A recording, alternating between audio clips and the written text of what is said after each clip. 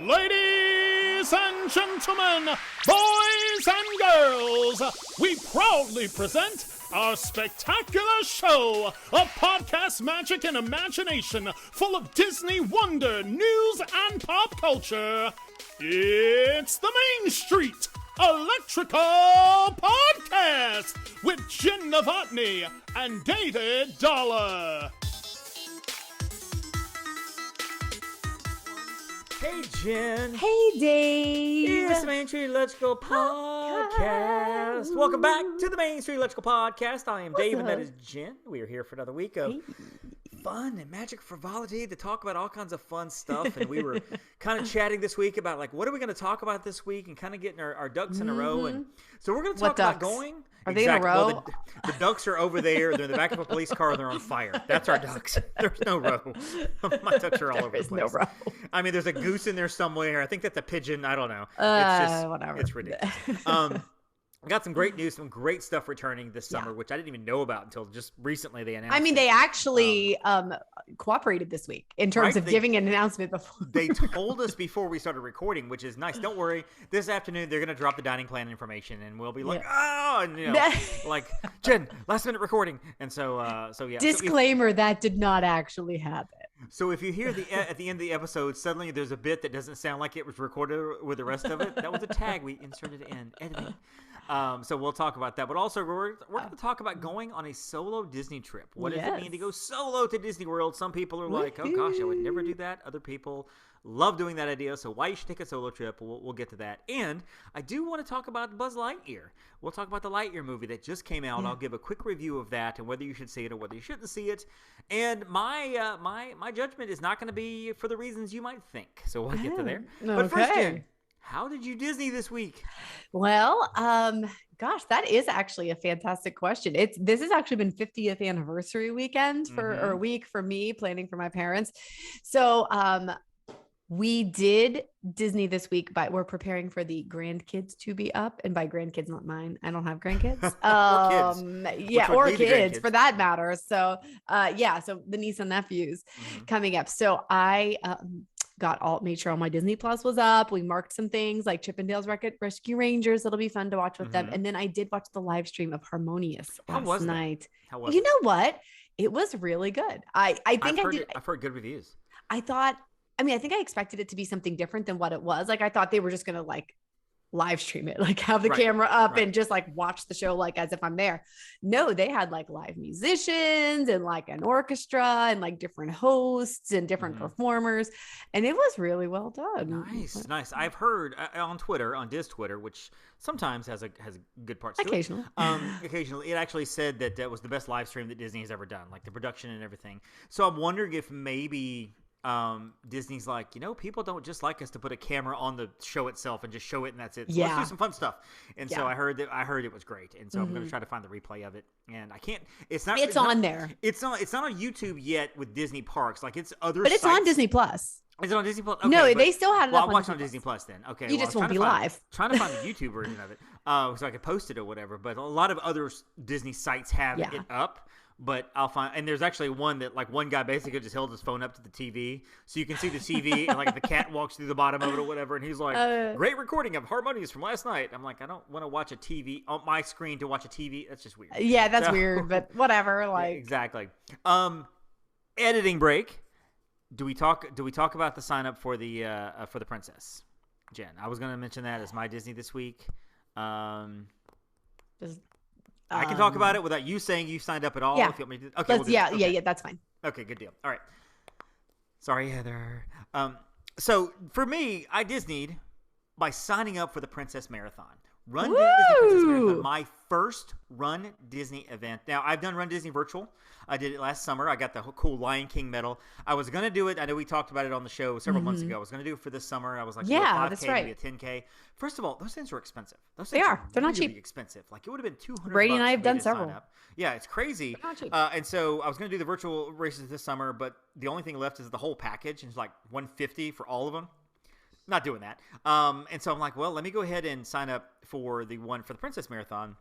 I thought about doing a 5K and a 10K. And then I realized the 5K and the 10K themselves are like $210. It's so Again, expensive. I can barely justify to my dear wife Steph going down for one race. So she's like, so you're gonna pay to go down there, to pay to run through Disney World, and then pay to go to Disney World after you run. I'm like, yeah. And essentially, that's what this is. And that's okay. what we all do. So, exactly. So I'm excited because my first Princess Marathon, my first marathon altogether. I'm not running a marathon. Yeah. There's no way I'm running a marathon. Right. Because I'm not doing marathons. But a 5K should be fun. I think a group of us are going to go down there. So I'm really excited about that. And that's so, great. Yeah, I guess I should start training. Yeah, probably. You know what? They have a training program. It's what Jeff Galloway, I think, is who Brady and I used to use back in the day when we were, actually doing races and like doing like half marathons, and like Brady used that for the full marathon when he did it like back in 2015. 16? Right. Maybe I'll pull the microphone with me on the course and we'll just do a podcast as I'm running. I'm like, so this is the Astrological Podcast. Go well. And we, oh, look, there's Hades. Let's stop. I'm excited about seeing the characters too. I really am. The characters are such a fun part of those that'll races. be fun. I got some great photos the last couple times. So I'm excited because I'm sure there won't be many people there. So I'll be able to kind of. Oh, yeah. No, not at all. There'll be no lines. Whatever. There'll be no lines, obviously. Exactly. So yeah, I'm hoping this is not a trend for me though, because I don't want to get so excited and love it so much that every time a race comes up, I'm like, I got to do another race. And I will say the theme for the January marathon weekend, the Retro Disney, is amazing. The theme is incredible. I want to do the virtual there too, but again, all they have left are like the whole package, and that's like $400 for all the medals, and I'm just can't do it. So one princess, 5K for me. I'll get my Jasmine medal. I'll go home and be happy. So hey, let's talk a little news here going on. So first up, we have got the Disney Wish is now in Port Canaveral. That's the newest ship, and it has arrived in Port Canaveral. I've heard they were trying to have some test sailings, and they were canceled. Jen, what's the story on all this? Okay, that you told me about. First of all, so exciting because the Wish is going to be ported in Port Canaveral, and you might be like, but there were already 2 ships in Port Canaveral. You're right, but the Disney Dream has been rehomed into Miami, so that has moved down there. The Wish has, if you also like to, there is a Port Canaveral webcam, so you can actually go look and see the ships going in and out. And you're right, they're normally with a cruise. So obviously she has already sailed from Europe. She has come transatlantic, come over to Port Canaveral. But usually there's multiple sort of test cruises, shakedown cruises before the first official like guests sail. So those are cast members. I actually know cast members who were supposed to be on the one Friday. Now, shakedown cruise is a test cruise. Is that right? Test cruise. It's a test cruise. Is there a reason for that term? Do we know why it's called a shakedown cruise? Honestly, I have no. That's a great question. I actually don't know why it's called that. Well, when I hear the word shakedown, I totally think of something else. Older people, I think Bob Seger's song "Shakedown" there's a movie that it's from, and it's got a roller coaster that crashes. There's a crime drama, and I can't think of the name of the movie. But Shakedown is from. Is it Lethal Weapon? Sure. Oh, I should know this. You're the movie guy. You should know this. I should know this stuff. But I'm Shakedown disappointed. I'm going to take away your Beverly movie Hills expert. Cop. Beverly Hills Cop. Okay. That's what it's from. Okay. Great song, by the way. But Shakedown. I just looked it up, term, actually. Okay, well, go ahead. So it comes from the need to settle the ballast in the hold of the ship to ensure it is level in the water. So it's a nautical term. So they're testing the performance of the ship. Oh, so it's literally. So literally it needs to settle. Now, of course, it's already been sailing, but they sail it a few other times to make sure, everything's nice and settled. Obviously it's totally safe, or nobody would be invited on these cruises.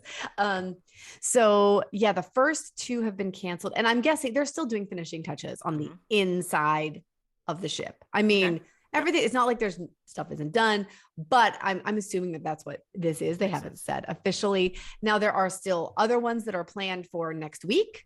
And even like into later next week, my pre-inaugural cruise, of course, the inaugural voyage would be the first one that clients are on, the first one that paying customers are on.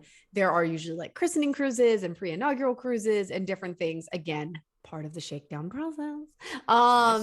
So I am not slated to leave until July 10th.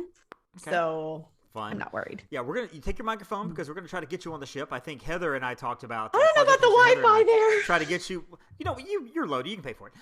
So I'm not willing to pay for it. It's not that good.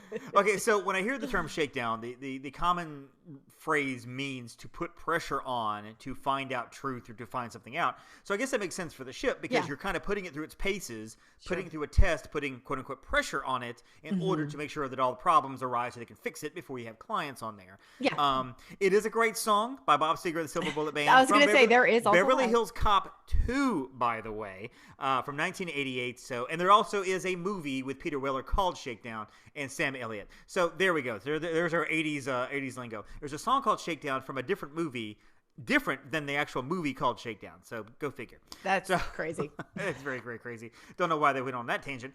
So this summer is really exciting because Disney is, honestly, when you look around Disney World, finally, the masks are gone. Yes. Masks are gone on transportation. The dining is back. I mean, we got, we're hugging the characters now. Now we go to Topolino's. You can hug Mickey, and he comes to your table and stuff. And it's like I keep forgetting that there are still things we don't have yet. Yeah. This summer, however, Jen, Chewbacca's coming back to Launch Bay. Launch Bay's opening back up on July 17th. You can hug Chewie and either get intimidated by Kylo Ren. I've heard that Vader is coming either to Disneyland or Disney World. BB-8 will be back as well. And so all that's going on there at Hollywood Studios. July 6th is the return of Chip 'n Dale's Campfire Sing-Along at Fort Wilderness Resort and Campground. Yeah. You can kind of keep an eye out for the Nutty Friends for a campfire celebration, and then a classic Disney movie. That's a free thing at Fort Wilderness, by the way. So it's awesome. not something you don't have to pay for, which is nice. Anytime you say free in Disney, it's like, what? I'm doing it. June 26th, and we're going to jump all over the calendar here, but June 26th, Maribel makes her debut in Magic Kingdom. She's going to be in the Disney Adventures Friends Cavalcade, along with Miguel from Coco, who appeared not too long ago, Nick and Judy from Zootopia, Max, Goof, Moana, and this supersized cavalcade winding through the park. So we still have cavalcades coming through the park, which is really exciting. I'm excited about that. Also, Minnie Mouse is coming back to join Mickey Mouse on July 6th at the Town Square Theater in Magic Kingdom Park. They're going to have their iridescent fashions on. Mickey already has his on, but Minnie is now joining him as part of the Walt Disney World celebration because you can go meet both of them now in Town Square Theater, which is exciting. I love it. And we're not even done yet. July 10th. Peter Pan, Snow White, a few other friends are coming back. And, when you walk into Town Square, right at the beginning of your day, a lot of times there'll be characters around. Daisy Duck was there. And I've missed that. That was me too. It was so great. So great. It's awesome. So, you can just walk in and go, hey, we're trying to rope drop. There's Daisy Duck. Let's get in line. Those are the decisions you have to make. And so, there's Mary Poppins, there's Alice. Now, I don't know all the characters that are coming back, but I do know that Peter Pan and Snow White are slated to return. Fantastic. And then sometime this summer, Aladdin, Jasmine, Merida, Pooh, Tigger, the Storybook Circus, Great Goofini, and Pete's. I've been waiting for that to come back. With Pete and with Donald and Daisy and Goofy are coming back. Donald Duck is coming back to Donald's Dino Bash at Animal Kingdom. Yay! Launchpad 2 is Launchpad. Woody, Jesse, they're coming back to Toy Story Land. Yes. I don't know about Launchpad. Not really sure. I have no idea. I haven't seen the Dino Bash. He used to show up at the Dino Bash. Okay, well, I'm guessing yes. I don't know. But the day we're recording this, the day you hear this, actually, Hoop-Dee-Doo will be making its return on June 23rd, which is, of course, is released in this episode. And the Harmony Barbershop returning to cut hair and create magical memories on July 31st. It's so like many things happening. It feels so good. And I know you're excited about this too because I know you love your Hollywood and Vine Disney Junior buffet. Well, anyway, Hollywood and Vine is returning to the buffet, not family style anymore, but buffet on August the 28th. And now I know for you're like, well, I kind of like people bringing me food. I did actually enjoy the menu of the new Hollywood. Well, I know at home you have the people throwing the rose petals down as they bring you your food and set it down in front of you. And here, no rose petals. I know you're paying extra for that kind of treatment, but now you got to get up and get your own, or bring one of your minions with you and just point and be like, "Hey, pot roast." Are they going to have the chocolate fountain though? Because that was always a huge draw. I don't know. I'll be honest with you. I'm not a fan of Hollywood and Vine food. Well, I liked the non-buffet food better. The food has been better. I will say in the last few years. A couple of years ago, it wasn't very good. But the food has been They better. did get a new chef. I think they got yeah. a new chef. So and I think that's good. I think, as far as I remember, they've gone back to Disney Junior characters in the morning. Yes. And then for lunch and dinner, mini seasonal dining. So every season they change it up. I think it's like Summer Bash or Summer. Yeah, right now it's like Summer Breeze makes me feel fine. Something about the jazz in my mind. I don't really know. Something like that. Well, and finally, a little bit of news here. I think this is bizarre. I have no other word for it. Okay. Bizarre. If you could walk around Disney World and not have to lug around your heavy bags, would you want to do that? Well, obviously, yes, but Disney just did a patent for a robotic Sherpa, is what they're calling it. It's a mobile locker that has a mobility unit that will basically relocate from one location to another. Now, so you're going to put your stuff in the locker, which has a locking mechanism. Right. You would be able to be like, let's say you put your locker at the front of the park and you're in Fantasyland. You're like, well, you know what? Junior needs his juice. You can call for the locker to come find you. The mobile locker will communicate with a monitoring center that oversees the deployment of multiple mobile lockers, and the locker itself will stroll through the park and come to you. It's the most bizarre thing I've ever heard. I don't know how to respond I can think of 54 ways this could go wrong. Yes. Also, why? What? No, actually, why? Well, just because you can? Junior needs his juice. I get that. And you have to go back across the park. Well, maybe don't put the juice in the locker. I don't know. But, how at some point in time, you're on vacation at Disney World. You have to take responsibility for your part of the vacation. I guess, in a way, yes, it stinks if you're, literally in the back of the park, right? And the lockers are all the way at the front. I just need blah, blah, blah. But I just see so many potential issues. See them crashing with each other, moving around each other. It hits a kid accidentally because a kid runs out in front of it and keeps going. It goes to the wrong person. Also, I've gotten my toes run over so many times by strollers and scooters and things, which, listen, I totally understand. Those are needed in the park, but I just feel like this is something else that I'm going to be like, I make sure. Okay, so the rain starts to move in. The rain starts to move in. People are like, oh gosh, it's raining. It was sunny and dry when he got here today. We put all our stuff, including our umbrellas and ponchos, in the locker. Oh, it's starting to rain. Let's call our lockers.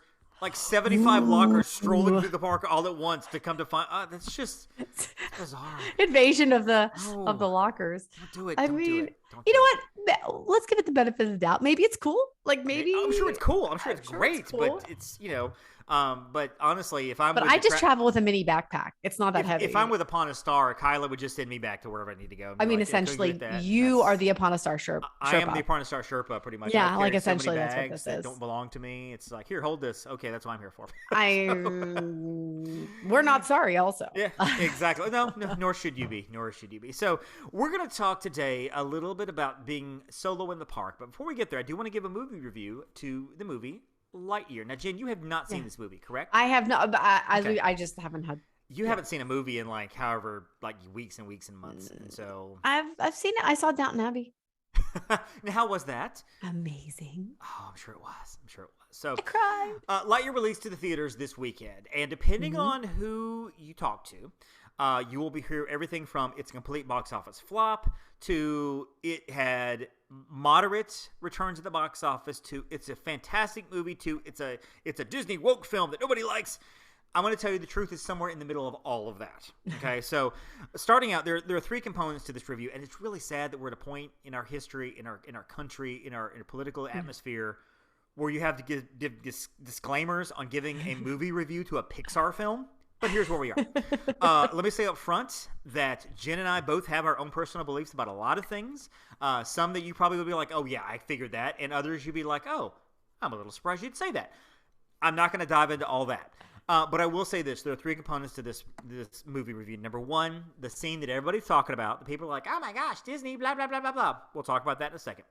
The movie itself, what it means, what the movie's about, and how it's marketed. Because I think all three of these things have really contributed to how this movie has done. It was projected to make around $75 to $80 million. It made $51 million at the box office, which is not chump change. That's not, But in Pixar lore in the 28 or 29 movies That's they've low released, for a Pixar. it's like 26th or 27th in terms of openings. It's one of the first ones in a long time that did not hit number one at the box office. Now, granted, Turning Red, Soul, and Luca all went straight to Disney Plus.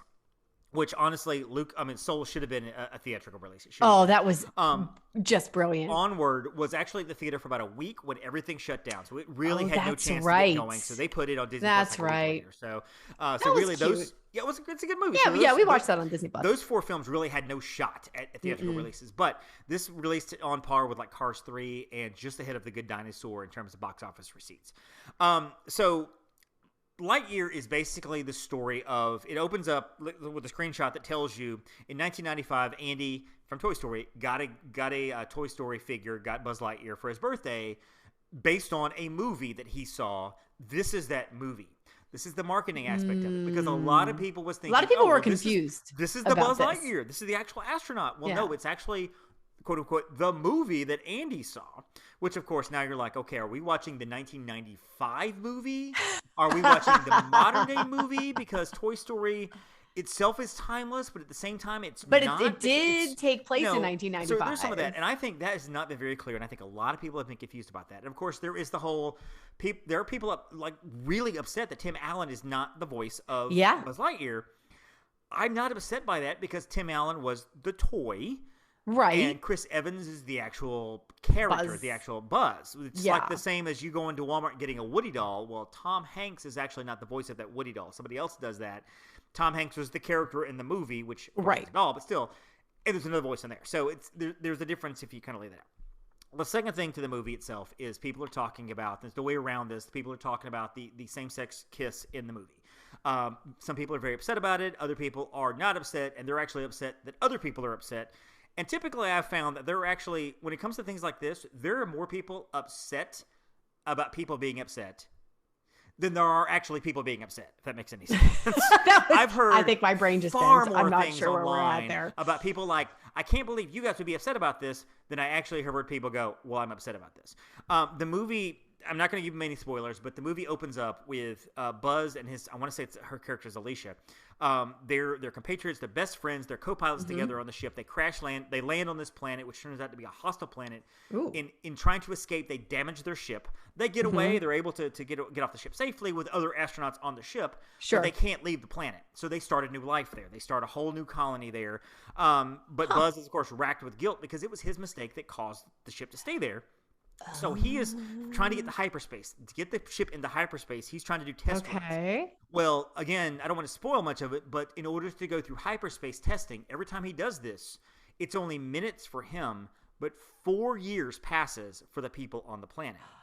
So there's this opening 10-minute montage of kind of setting up where every time Buzz Lightyear goes through a sequence of testing, 4 years has passed on the planet. So you see his friends on the planet getting older and older and older. But he doesn't age. But he doesn't, because it's only been minutes for him. So you watch his Alicia. She mentions that she has a girlfriend. Alicia mentions she's getting married. Then she's pregnant. Then she has the baby. And then the little girl is an infant. And then the little girl's kind of, she's a toddler. She's whatever. She's like, oh, you're Buzz. But Buzz is still like... Buzz is not aging because he's still doing these tests. So in the first 10 minutes, 62 years passes.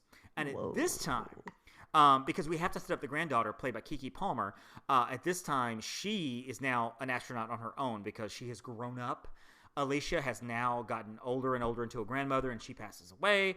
I mean, it's the opening of the movie, and I don't want to spoil. I guess I spoiled that for you, but that's the setup of the movie. Well, it's 10 minutes. It's not like towards the end of that segment, plot she does have a same-sex kiss with her partner. Parents, you take that for what it's worth. You decide. Make your decision. Be kind about it. There are people that think you're wrong. There are people that think you're right. Whatever. That is the decision you need to make. That is not actually bearing on my judgment of this movie. I will be honest with you. I didn't look at that and go, well, I don't like this movie anymore. I watched the movie. The movie itself, it looks like it's a Cars type of movie with astronauts and spaceships and pew, pew, pew, and aliens and whatever, and Zurg, there's Zurg, ooh, whatever. It's not that. It is complex. Really? It has got a complex storyline.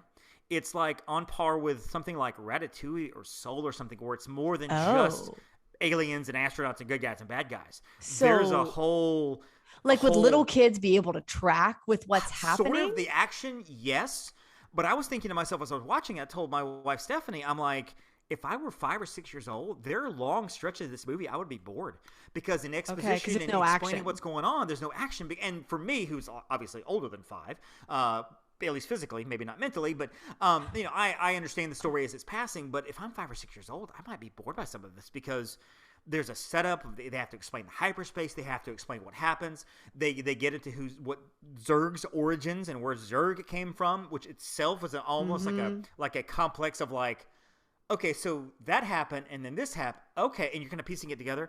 So just understand, parents, if you take your kids to see this, this is not like you got Lightning McQueen over here, like ka-chow, the cars are racing, and now you got the aliens over here, pew-pew, he's a spaceship, he's Buzz. No. This is far beyond a Toy Story movie. It's a Toy Story spinoff, but it's like there's a complex storyline to this movie. Did I like it? Yes. Did I love it? No. I think it's been marketed wrong. I think it's been marketed because I definitely was thinking of this like a Toy Story, like a straight up Toy Story audience, which makes sense. Toy Story movie. Yeah, it makes sense to market the Toy Story audience. But if you're a Toy Story kid, even growing up, or you're a kid like my kid, 10 years old, I don't know that he'd follow it. He's got autism, so he would. Yes, he'd probably follow it. He'd follow it, but he would be bored. He likes cars because they're race cars and they're cool. Like he wants to see stuff happening. He likes the constantly. opening of Toy Story. He loves Toy Story 3 because there's a train sequence at the beginning. And he has characters and whatever. And yes, there are some lines you will hear from Buzz Lightyear. Like you'll be like, "Oh yeah, Buzz Lightyear said that in Toy Story." The To Infinity and Beyond. Exactly. There is some of that. Okay. But just understand that the movie itself, I feel like, is marketed very incorrectly. I kind of see what Disney was trying to do. I don't think the marketing worked. I don't know that this movie is going to. I think it'll get over $100 million. I believe that. For sure. It'll have a pretty good few weeks. But Thor comes in a few weeks. That's going to probably kill. It's going to kill it. Top Gun is still rolling. Yeah. This movie was beaten in Jurassic Park's second week. It beat Toy Story for the first week it was open. Oh, wow. Jurassic Park is not that good. Jurassic World Dominion is okay. Critics have savaged that movie. Well, you said the plot line on that one, too, was just like... the plot line on that was... I mean, it's silly. It's...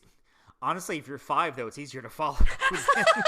Because if you're 5 and you're first of all, you wouldn't let a 5-year-old watch Jurassic World. But if let's say you're 8 or 9 years old, you're seeing cool dinosaurs, you're seeing giant robot bugs, you're seeing things blow up, you're seeing people running from dinosaurs. So you might enjoy it more. I don't want to tell. I'm never going to tell people to don't go see Lightyear. I think you make your own decision. Again, what I told you at the very beginning of this whole review here about the whole scene that people are talking about, that's what happens. So you can decide for yourself. It is a quick scene, but it's a setup to introduce the granddaughter because we have to have a granddaughter who meets Buzz after those 62 years. So she can become his co-pilot and do a self-discovery thing and blah, blah, blah. Although I kind of feel like that's going to be a heartbreaking scene right there because if it's the granddaughter that he's meeting, then like suddenly his friend's dead. But that's just my... Yeah, well, I mean, that's... was that a spoiler? Shoot, take that out.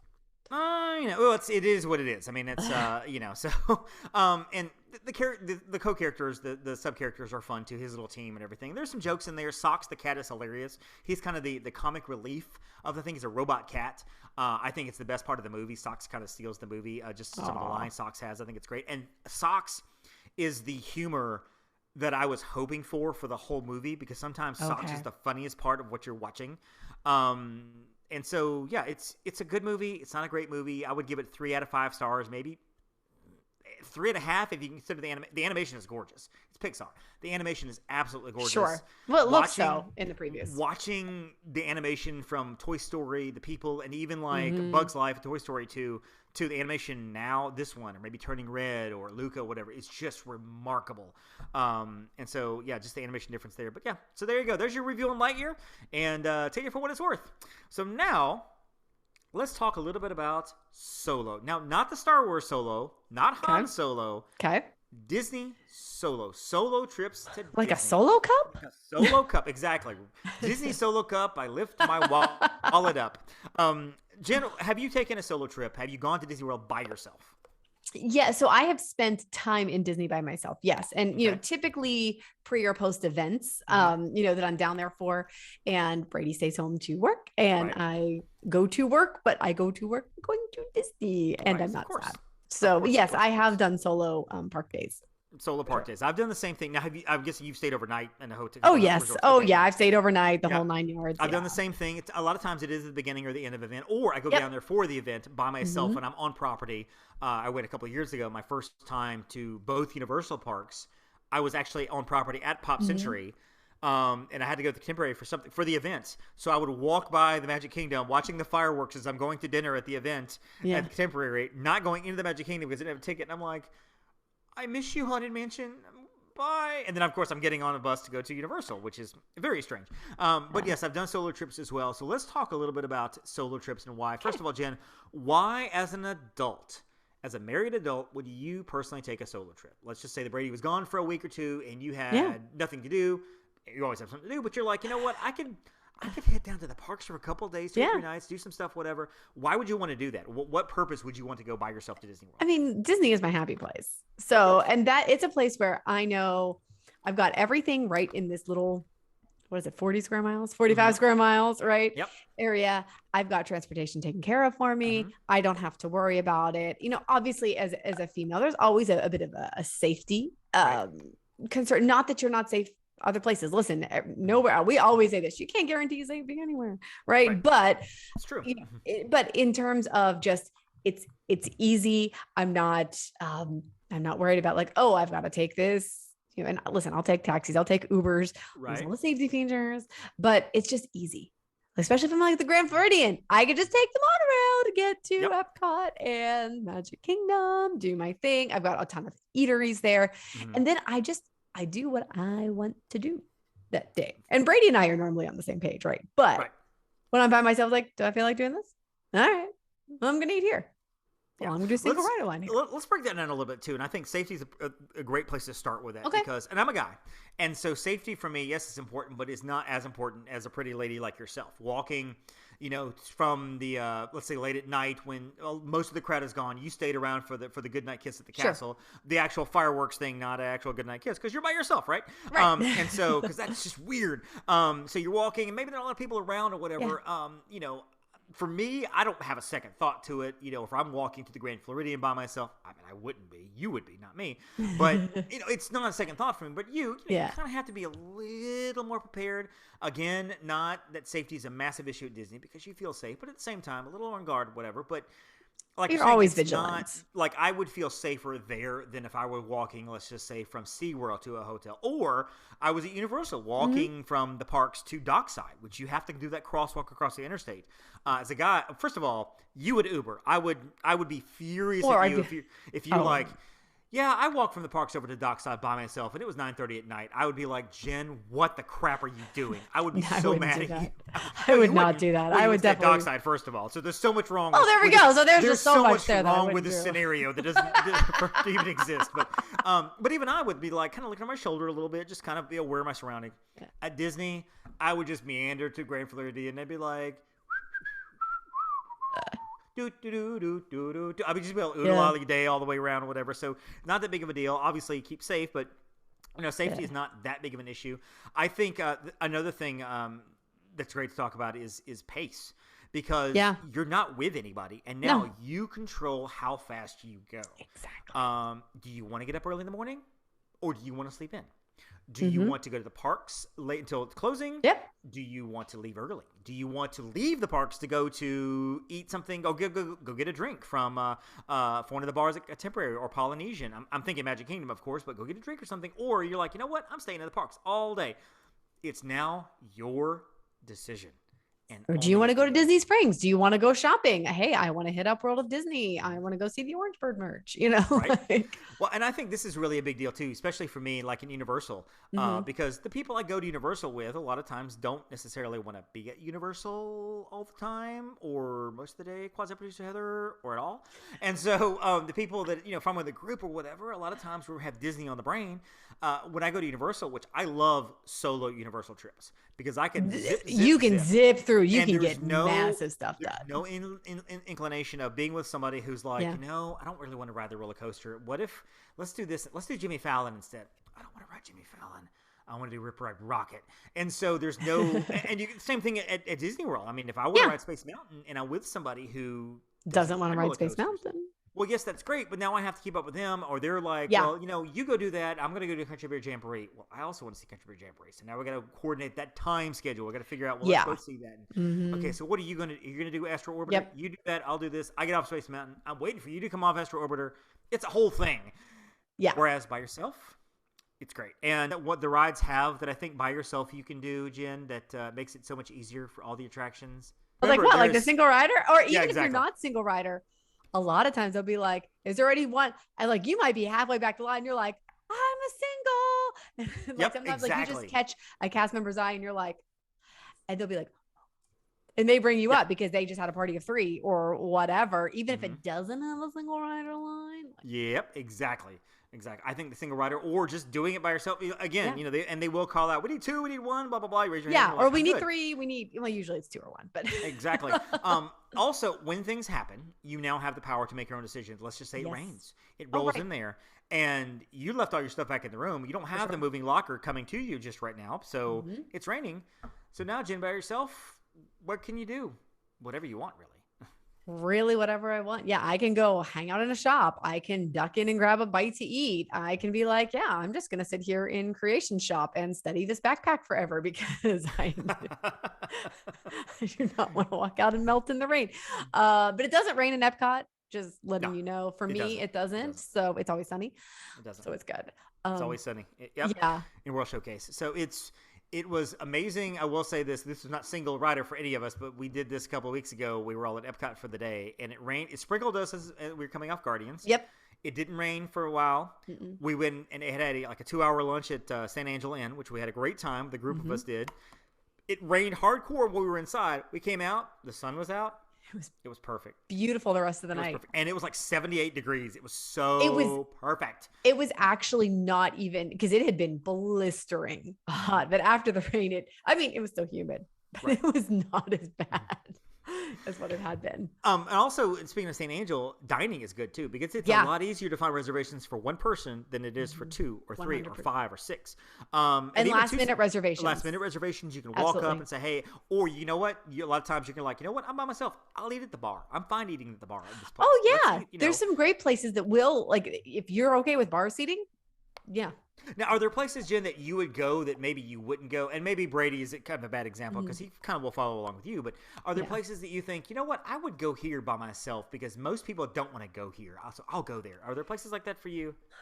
I'm trying to think. I mean, not really, because most of the places I go, Brady would happily come with me, or my friends would happily come with me. There's not a lot that I think of that they just wouldn't go to. The one thing that pops into mind, and not because it's not great, but because again, it's that bar seating area. By prime time, there's Tune In Lounge, so that might be one that Brady and I typically wouldn't go and do bar seating. Not that we care, but that would be one thing that I might do solo just to get in faster, get a sit down meal. And because they serve a lot of the stuff from the menu, at least they did. It's been a minute. They serve a lot of the stuff on the menu from prime time. So right, I think that's a great point too, with the lounges and stuff like that. Because again, going to eat at the bar or going to get a drink or whatever. If I'm by myself at World Showcase, I tour the booths and stuff at a festival differently by myself than I would. Oh with yeah, people. Because splitting. Let's just say you're with 4 people. This person wants to go here. Well, you want to go to the caramel shop, and I want to go over here, and you go over here, and that's fine. You're all splitting up, but then you got to come back together. You're texting each other. Hey, where are you? I'm still in line. I had to run to the restroom. Whatever. Me, when I'm by myself, I'm walking by. I want an egg roll. Get an egg roll. Eat an egg roll. I'm still hungry. I want this. You know what? I'm only going to get half of this. Whatever. And you know what? I'm going to go back to Le Cellier and get scallops 3 times because Kyla ate one of mine until last time. No, it's being able to tour like that is a little bit differently. Are there things, let's talk bucket list items. And I think this is a good example for solo trips too, because if there are bucket list items in your head, and they don't have to be written down like, I want to do this or that and the other, this big grand gesture. There are just maybe things you want to try and do that maybe you wouldn't do with other people. Like, you know what? I want to ride the monorail around like for an hour and get some video and call some people from the monorail or whatever. Or I'm by myself, so I'm going to come over here and sit here in front of a test track and pull my phone out, pull my iPad out, and do an hour's worth of work right here in front of test track because I can.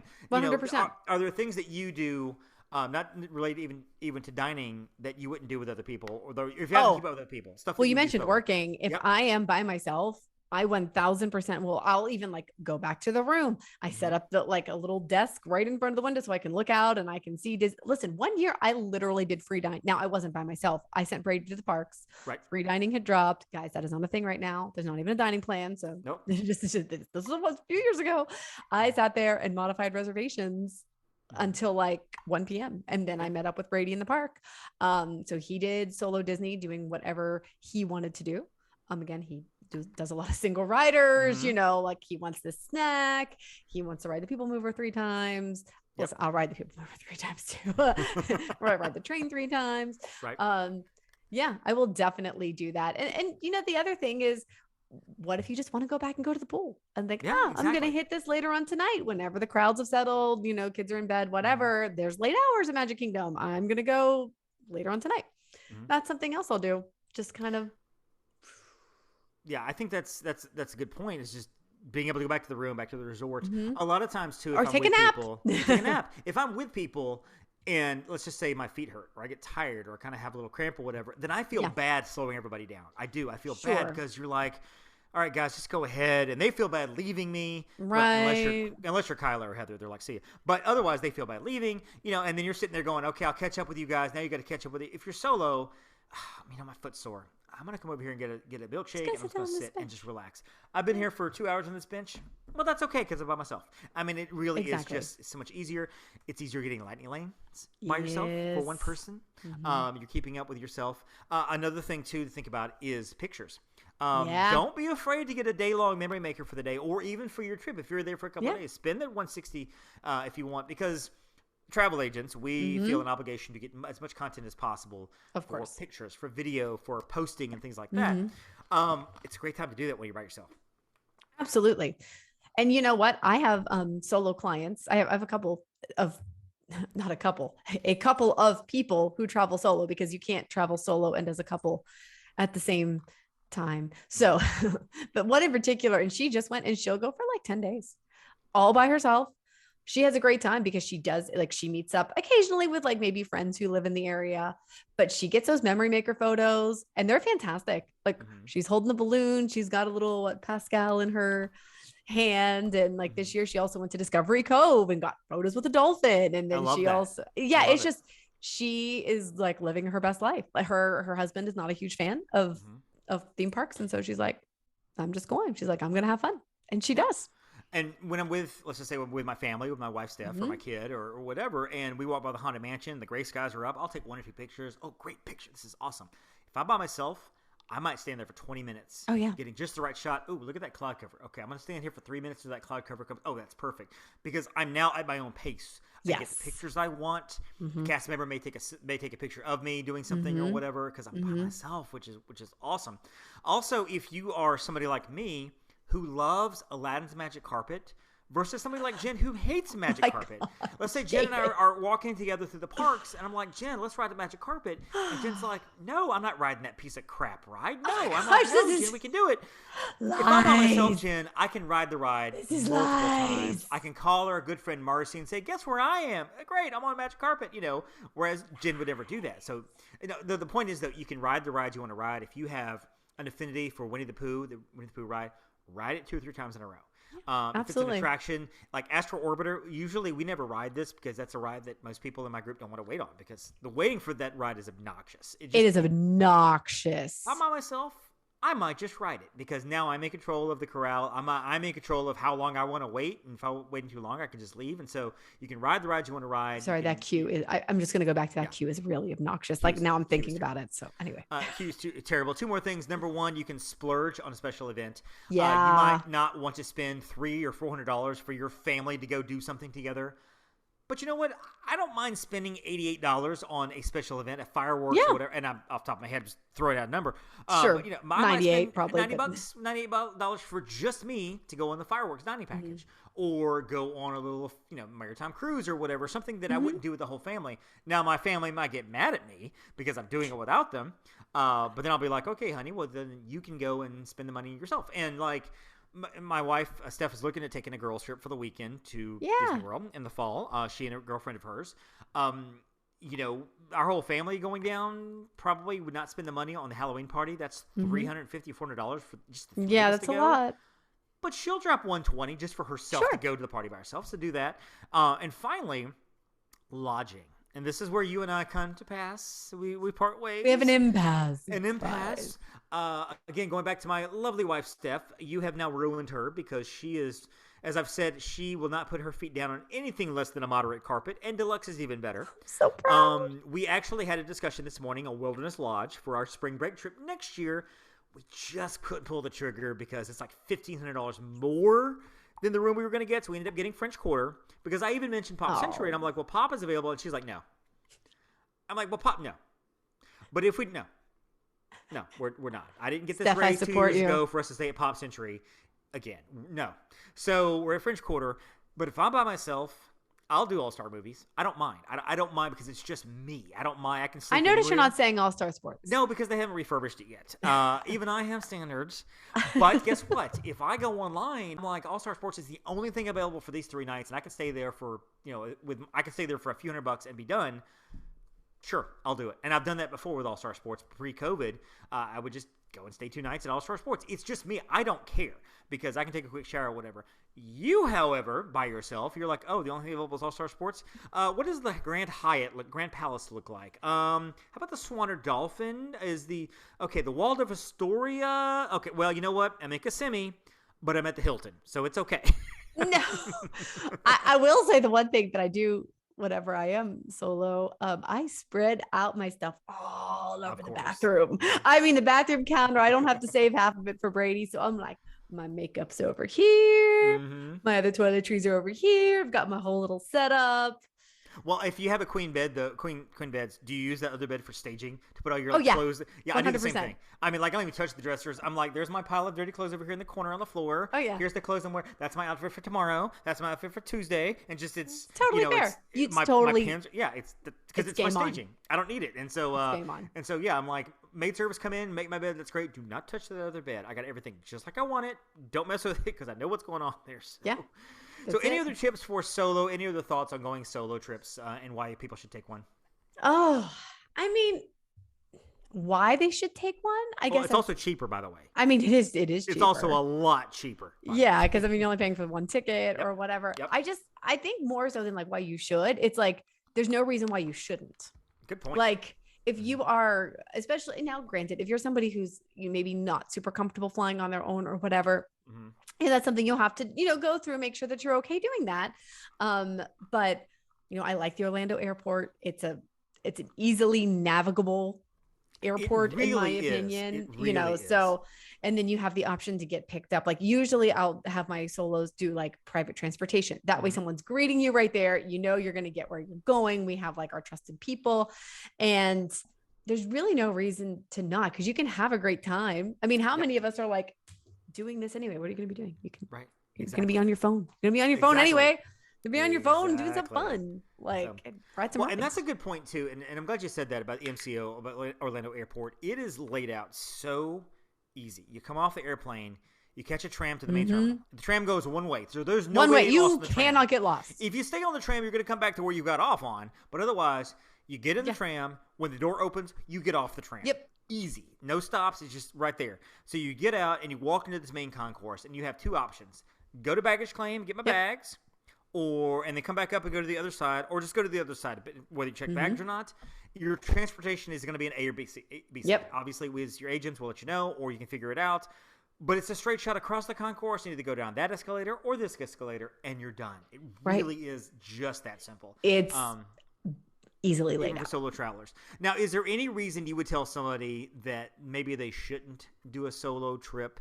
Is there any thoughts on is there a reason why, a con to doing a solo trip? If you're somebody who's a very social creature and you just really people, you'll say strangers in Disney tend to be nice. You could talk to people, cast members, you can strike up conversations. But if you're someone who just gets lonely pretty quickly, that might be a deterrent, or maybe you only do it for a couple days versus like a long. Yeah, I wouldn't want to be a week by myself. I don't know that would be much. Some people, I will say that my one traveler who goes solo a lot, she says the only time that can be kind of weird is meals. But she'll like bring a book or she'll like look something on her phone, you know, and it's not, nobody else is looking at you like, oh, that poor person is only, you know, it's like, quite frankly, one of the best, this was I think it was the fam I met you on, David. 2016. Oh, when you wouldn't talk to me. Yeah, I remember that. Wait a second. Hang on. Well, we have different versions of this story, folks. The one night everybody else was like going to Hollywood Studios, and other things. And I just wanted to go to Epcot because I had not been to Epcot that trip at all. I'd done a couple pre-stays. I'd done like Magic Kingdom. Like we'd done other things during the fam, and we had a night on our own. I found a 1-person reservation for La Hacienda de San Antonio. Nice. And I was like, okay. And they said, hey, we've got a room, you know, in the room where you could see illuminations. So I had a perfect, like sitting right in front of the picture window. I had my food all laid out. I'm just sitting there like happily watching illuminations by myself. Didn't even care. Like I was happy. Nice. Very nice. Well, I love that. The con, I guess, to obviously being by yourself is, like you said, if you're a social person, you want to talk to people. And sometimes, like, for several days in a row by myself is a bit much. And I talk to you and so many other people in our little team that it's almost like I'm never by myself, to be honest with you.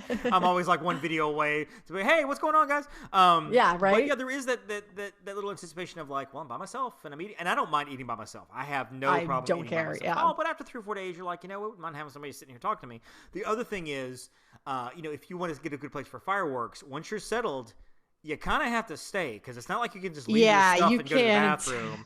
If you might make friends with somebody and say, hey, can you watch my stuff? And just more than likely you'll be fine. But you know, there's always a chance you can come back and be like, oh, all my stuff is gone and my spot's gone. But if you are by yourself, it's a lot easier to work your way through the crowd to try to get a good viewing spot and still be okay. You can like as you're walking because they have the sidewalks marked for all the parks. The sidewalks marked in those boxes. You have to be in that box to watch whatever you're going to watch, whether it's projections or fireworks. They will shoo you out of there. It is a lot easier to walk into a little corner of that box and stand there and not interrupt anybody's flow. Yes. Versus, okay, kids, come on, stand right here. Okay, well, I'm right on the line here. What do you mean I got to move? No, cast member, don't make me move. Oh, right. Okay, well, honey, you keep here, the kid right here. I'm going to go over there to that corner of that box over there. So that is a little easier as well. So yeah, good deal. Take your solo trips, folks. And you know what? We at Upon a Star Travel would be happy to help you with your solo trips or your trips or whatever. Solo trips are great. Or your group trips, whatever. We can do it all. Trips or whatever. We're here. But yeah, solo trips are great because they're just, for all the reasons we gave, your own pace. It's cheaper. You're still safe. You can do what you want at whatever pace you want. Reservations are easier to find. Lightning lanes are easier to find. Single riders, those pictures, you can take your time doing whatever it is you want to do. Go to the bathroom before you find a spot for the fireworks. So you don't have to get up again. All good. All good. So Jenn, where can we find, if somebody's like, you know what, I want to talk to Jenn about my solo trip. Where do they go?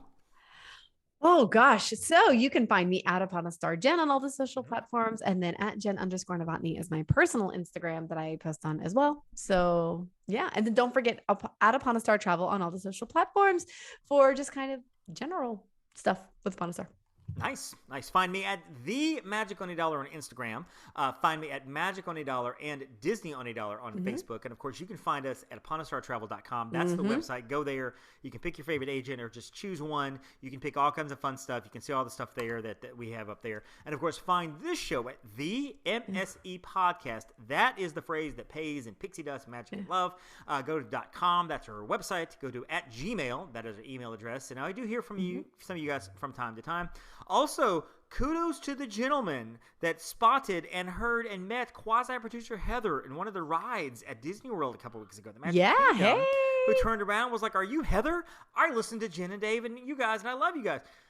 We didn't even get your name, but I will say if you're listening. Shout out. Thank you. Shout out to you. We appreciate you listening and telling a friend. Fantastic. All right, Jenn, you need to go be productive. I need to go be productive. Have a wonderful day, and don't forget to thank your solo Phoenicians. Thank you for listening to the Main Street Electrical Podcast. You can find us on Instagram, Twitter, and Facebook at the MSE Podcast, or visit our website at themsepodcast.com. Be sure to subscribe, and may all your wishes come true.